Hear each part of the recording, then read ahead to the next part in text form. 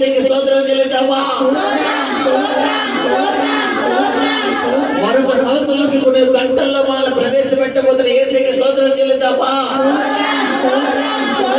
కృపగలిగిన దేవుని బట్టి స్తోత్రం చెల్లిద్దామా? ఆత్మీయ సత్య దేవుడిని యేసుని బట్టి స్తోత్రం దేవుని బట్టి స్తోత్రం చెల్లిద్దాం. కృపలో మనల్ని భద్రపత్రి యేసుకి స్తోత్రం చెల్లిద్దాం. రెండు చేతులు పైకి శబ్దంగా స్తోత్రం చెల్లిద్దాం. మనకంటే గొప్పవారు అడుగులు ఎంతో మంది ఉండి ఉండగా మరి మరెవరికి లేని ధన్యతను మనకిచ్చిన యేసుకి స్తోత్రం చెల్లిద్దాం.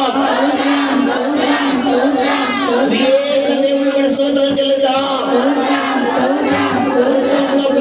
పరిశుద్ధాత్మ కూడా స్తోత్రం చెల్లిద్దాం. తండ్రి దేవుని కూడా స్తోత్రం చెల్లిద్దాం. కుమారుని యేసుని కూడా స్తోత్రం చెల్లిద్దాం.